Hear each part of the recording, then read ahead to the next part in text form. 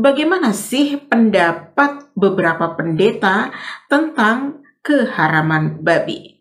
Dan kali ini kita akan mendengarkan beberapa pendapat dari para pendeta yang tentunya berbeda-beda tentang hukum haramnya babi.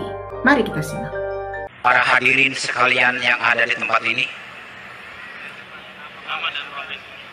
nama saya adalah Lamsen Naibaho.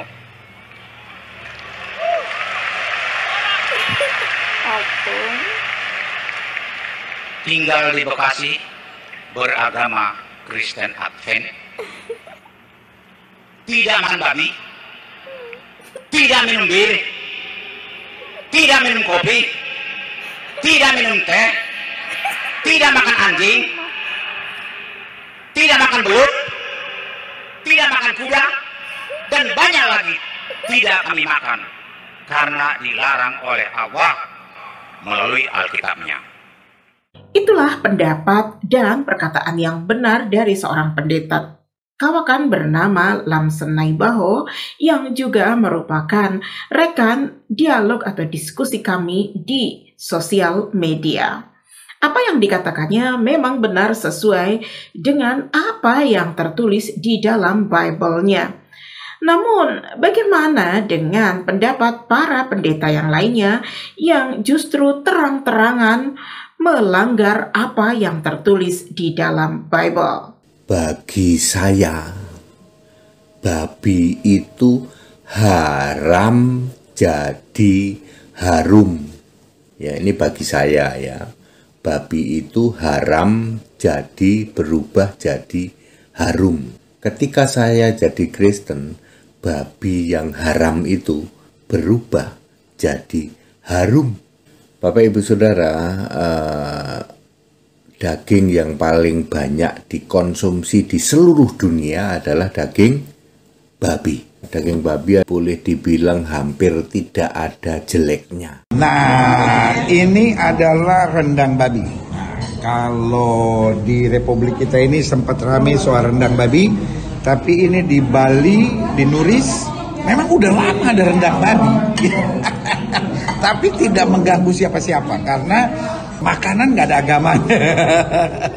Jadi kalau udah tahu babi ya berarti kan tidak halal, ya kan. Tapi buat saya orang Manado, rendang babi itu indah. Jadi hidup ini jangan dibikin ribet, ya kan. Pokoknya apa yang nggak boleh buat kita, kita hargai. Apa yang tidak boleh buat kamu, kita saling hargai. Apa yang boleh, apa yang menyenangkan buat seseorang, intinya gini. Kita harus senang lihat orang senang, dan kita susah lihat orang susah. Jangan dibalik. Susah lihat orang senang, senang lihat orang susah. Apa yang dikatakan oleh kedua pendeta itu adalah baik, bagus, benar. Tapi ingat, tidak sesuai dengan ajaran Alkitab.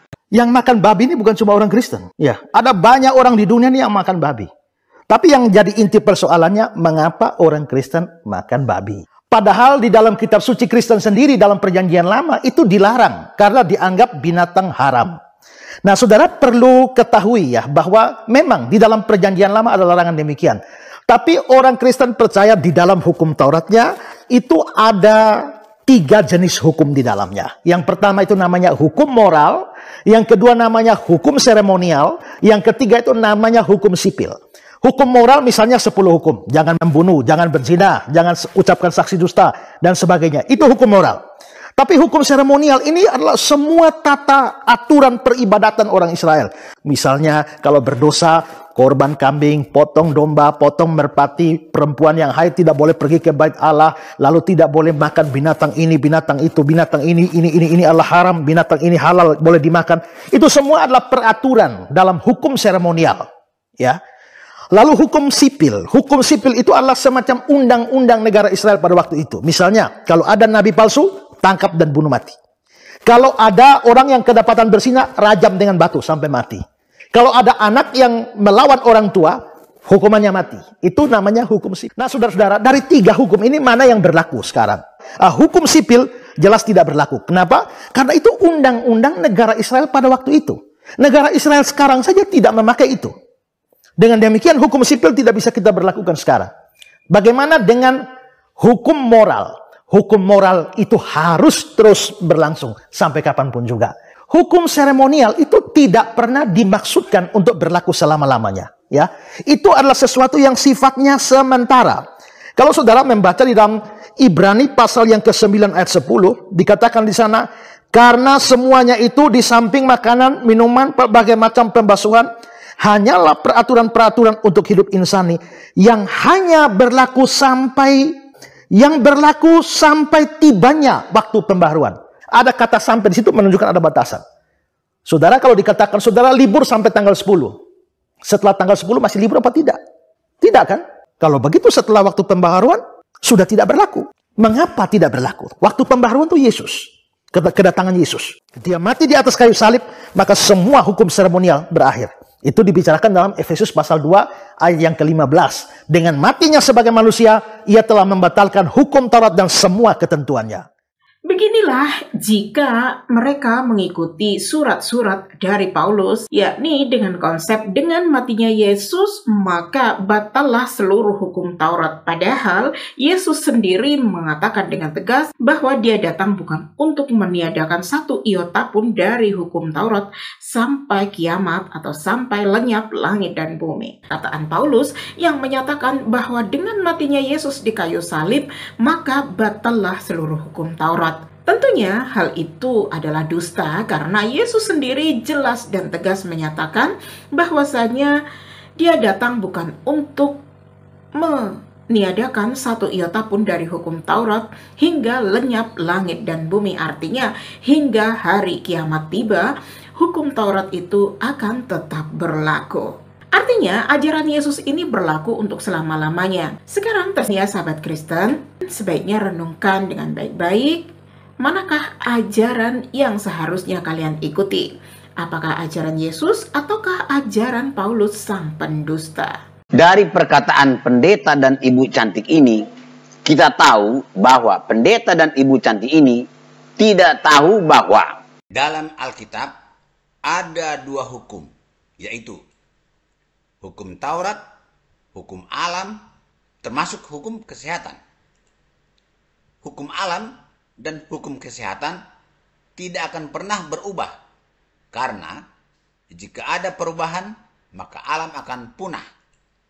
Contohnya, jika gravitasi bumi bertambah dari yang normal, maka segala makhluk yang hidup di permukaan bumi akan lengket, termasuk manusia, tidak akan bisa bergerak. Atau, jika gravitasi berkurang dari yang normal, maka segala yang ada di permukaan bumi akan melayang meninggalkan bumi sampai habis. Mazmur 111 ayat 7. Perbuatan tangannya ialah kebenaran dan keadilan. Segala titahnya teguh. Hukum Taurat terbagi dua juga, yaitu Taurat Allah dan Taurat Musa. Taurat Allah ditulis oleh jari Allah. Keluaran 31 ayat 18. Dan Tuhan memberikan kepada Musa setelah ia selesai berbicara dengan dia di Gunung Sinai. Kedua loh hukum Allah, loh batu yang ditulis oleh jari Allah. Taurat Allah disebut juga hukum moral atau hukum kasih, terbagi dua juga, yaitu hukum kasih kepada Allah dan hukum kasih kepada manusia. Hukum kasih kepada Allah terbagi 4, yaitu jangan ada padamu Allah lain di hadapanku. 2. Jangan membuat bagimu patung yang menyerupai apapun. Jangan sujud menyembah kepadanya atau beribadah kepadanya, sebab aku Tuhan Allahmu. 3. Jangan menyebut nama Tuhan Allahmu dengan sembarangan. 4. Ingatlah dan kuduskanlah hari Sabat. 6 hari lamanya engkau akan bekerja dan melakukan segala pekerjaanmu. Tetapi hari ke-7 adalah hari Sabat Tuhan Allahmu. Maka jangan melakukan sesuatu pekerjaan, sebab 6 hari lamanya Tuhan menjadikan langit dan bumi, laut dan segala isinya, dan ia berhenti pada hari ke-7. Itulah sebabnya Tuhan memberkati hari Sabat dan menguduskannya. Kedua, Hukum kasih kepada manusia terbagi 6. 1. Hormatilah ayahmu dan ibumu. 2. Jangan membunuh. 3. Jangan berzina. 4. Jangan mencuri. 5. Jangan mengucap saksi dusta. 6. Jangan mengingini rumah sesamamu. Jangan mengingini si istrinya, atau hambanya laki-laki, atau hambanya perempuan, atau lembunya, atau keledainya, atau apapun yang dipunyai sesamamu. Taurat Allah ini tidak akan pernah berubah dan tidak akan pernah hilang. Mazmur 111 ayat 7. Perbuatan tangannya ialah kebenaran dan keadilan. Segala titahnya teguh. Yesus berkata dalam Lukas 16 ayat 17, lebih mudah langit dan bumi lenyap daripada satu titik dari hukum Taurat batal. 1 Yohanes 3:4, dosa ialah pelanggaran 10 hukum Allah. Roma 6 ayat 3, upah dosa ialah maut. Yakobus 2 ayat 10, barang siapa menuruti seluruh 10 hukum itu, tapi mengabaikan satu bagian daripadanya, ia bersalah terhadap seluruhnya. Taurat Allah ini ditempatkan di dalam tabut perjanjian. Keluaran 40 ayat 20. Diambilnyalah loh hukum Allah dan ditaruhnya ke dalam tabut. Dikenakannya kayu pengusung pada tabut itu dan diletakkannya tutup pendamaian di atas tabut itu. Hukum Taurat Musa. Taurat Musa ditulis oleh Musa ke dalam kitab dan ditempatkan di luar samping tabut. Ulangan 31 ayat 24. Ketika Musa selesai menuliskan perkataan hukum Taurat itu dalam sebuah kitab sampai perkataan yang penghabisan, maka Musa memerintahkan kepada orang-orang Lewi, pengangkut tabut perjanjian Tuhan, demikian. Ambillah kitab Taurat ini dan letakkanlah di samping tabut perjanjian Tuhan Allahmu, supaya menjadi saksi di situ terhadap engkau. Taurat Musa berlaku sampai zaman Yohanes atau zaman Yesus. Lukas 16 ayat 16. Hukum Taurat Musa dan kitab para nabi berlaku sampai kepada zaman Yohanes, dan sejak waktu itu kerajaan Allah diberitakan dan setiap orang menggagahinya, berebut memasukinya. Ibrani 10 ayat 1. Di dalam hukum Taurat Musa hanya terdapat bayangan saja dari keselamatan yang akan datang dan bukan hakikat dari keselamatan itu sendiri. Karena itu, dengan korban yang sama yang setiap tahun terus-menerus dipersembahkan, hukum Taurat tidak mungkin menyempurnakan mereka yang datang mengambil bagian di dalamnya. Ibrani 9:9, Taurat Musa itu adalah kiasan masa sekarang. Sesuai dengan itu dipersembahkan korban dan persembahan yang tidak dapat menyempurnakan mereka yang mempersembahkannya menurut hati nurani mereka. Karena semuanya itu, di samping makanan, minuman, dan berbagai macam pembasuhan, hanyalah peraturan-peraturan untuk hidup insani yang hanya berlaku sampai tibanya waktu pembaharuan. Artinya, Taurat Musa tidak berlaku lagi setelah Yesus tersalib. Ibrani 10 ayat 4. Sebab tidak mungkin darah lembu jantan atau darah domba jantan menghapus dosa. Dan itulah sebabnya tirai di bait suci robek tepat ketika Yesus menyerahkan nyawanya. Akibatnya bangsa Israel tidak bisa lagi mempersembahkan darah binatang. Markus 15 ayat 37. Lalu berserulah Yesus dengan suara nyaring dan menyerahkan nyawanya. Ketika itu tabir bait suci terbelah dua dari atas sampai ke bawah. Taurat Musa berubah-ubah sesuai kondisi dan keadaan zaman dan bertambah-tambah. Taurat Musa terdiri dari hukum adat, hukum sipil, hukum perang, hukum seremonial keagamaan, dan lain-lain. Taurat Musa inilah yang dimaksud Paulus tidak berlaku lagi setelah Yesus mati tersalib. Tidak termasuk Taurat Allah dan hukum kesehatan. Taurat Allah dan hukum kesehatan tetap berlaku kekal selama-lamanya tanpa perubahan. Efesus 2:15. Sebab dengan matinya Yesus sebagai manusia, Yesus telah membatalkan hukum seremonial keagamaan Taurat Musa dengan segala perintah dan ketentuannya untuk menciptakan keduanya menjadi satu manusia baru di dalam dirinya dan dengan itu mengadakan damai sejahtera. Hukum kesehatan dalam Alkitab berkaitan dengan makanan haram dan halal, tidak dibatalkan oleh kematian Yesus di palang salib. Hukum alam berubah nggak? Ketika zaman perjanjian lama, kalau ada hukum Newton, berat sama dengan massa kali gravitasi. Kalau hukum gravitasi, suatu benda dilepas pasti jatuh ke bawah. Di zaman perjanjian lama jatuhnya nyamping atau ke bawah. Artinya semua hukum tetap. Betul? Ada perubahan hukum? Hukum fisika, biologi, kesehatan, ada berubah nggak? Tidak. Bumi berubah nggak? Tidak, tetap bulat. Muternya tetap matahari terbit dari timur ke barat. Tidak ada perubahan semua hukum fisika sampai selama-lamanya. Ini perlu dimengerti dulu nih. Ada suatu tatanan yang tidak pernah berubah. Jadi kalau perjanjian lama mengatakan jangan pernah kamu makan lemak dan darah. Hari ini yang dimaksud lemak dan darah tetap lemak dan darah yang sekarang. Ada amin nggak? Jangan pernah berkata oh, itu lemaknya beda Pak, zaman dulu. Lemak dan darah dari dulu sama, tidak ada perubahan. Kenapa Tuhan larang? Nah ini baru masalah. Kita lihat sebentar sepintas Imamat pasal 11. Imamat pasal 11 berisi daftar yang haram dan halal. Binatang-binatang yang boleh dimakan dan binatang-binatang yang tidak boleh dimakan oleh umat Israel. Dari ayat 2 sampai 8, di situ dimuat daftar binatang di darat yang halal dan yang haram. Yang di darat.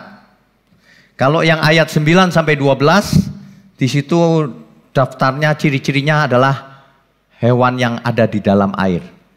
Yang boleh kamu makan adalah yang bersisik dan bersirip. Ada ciri-cirinya. Yang ayat 13 sampai 19, burung-burung di udara. Tidak semua burung boleh dimakan. Ada yang boleh dimakan, ada yang tidak menurut Taurat. Taurat Tuhan, hukum Tuhan bukan? Taurat Tuhan itu hukum dari Tuhan. Itu jelas. Nah, masalahnya sekarang, ketika Alkitab berkata halal dan haram, apa artinya? Banyak orang berpikir begini, kalau haram itu dosa, kalau halal itu enggak dosa. Sebenarnya teks asli Alkitab halal dan haram ini pakai kata tame. Halal ini pakai kata tahor. Bapak Ibu tentu ingat ada kata bahasa Indonesia tahir. Makanya yang haram najis dan yang bahasa Ibraninya tahor, ya, tahor. Najis itu tame. Artinya yang penting. Tame ini artinya unclean. Yang tahor ini clean. Apa itu? Haram itu najis, tame Ibraninya unclean atau tidak bersih, kotor. Sedangkan yang halal atau tahor, clean, bersih. Kitab Taurat mengajar jangan kau makan yang haram, sebab itu menjijikkan bagimu. Menjijikkan itu kotor. Itu kotor, jangan dimakan. Makanya orang hari ini kalau menganggap semuanya halal Pak, sikat saja. Barang siapa menabur dia menuai. Banyak hamba Tuhan makan sembarangan. Asal ditumpangi tangan Pak. Asal diimani katanya. Lemak binatang dimakan. Asal ditumpangi tangan Pak. Diimani. Heran ya pendeta ngomong begitu. Udah gitu memalukan ditumpangi tangan. Dalam nama Yesus kuusir. Lemak-lemak kuusir. Akibatnya apa? Tetap mati. Jantungnya mampet. Banyak hamba Tuhan jantungnya mampet. Stroke. Rusak ginjalnya. Mati. Sekarang tersedia sahabat Kristen, sebaiknya renungkan dengan baik-baik. Manakah ajaran yang seharusnya kalian ikuti? Apakah ajaran Yesus ataukah ajaran Paulus sang pendusta? Jika para pendeta tidak terima kami katakan bahwa Paulus seorang pendusta, maka kami pun punya bukti dari pendeta lagi bahwa Paulus memang seorang pembohong dan pendusta. Apakah Anda lebih percaya kepada ajaran Paulus atau Anda lebih percaya ajaran Yesua? Saya mau katakan begini, ajaran Paulus tidak semuanya salah, tidak semuanya benar. Jadi ada yang salah dan ada juga yang benar.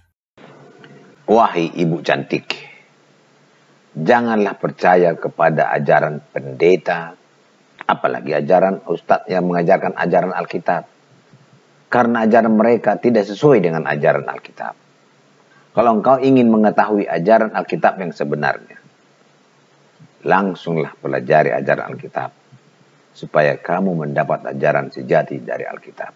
Dan janganlah juga kamu hanya mengingatkan orang Kristen supaya mengikuti ajaran Yesus. Kamu juga, jika kamu telah paham dan mengakui kebenaran ajaran Alkitab dan kebenaran ajaran Yesus, lakukanlah itu supaya kamu selamat mendapat hidup kekal. Terima kasih.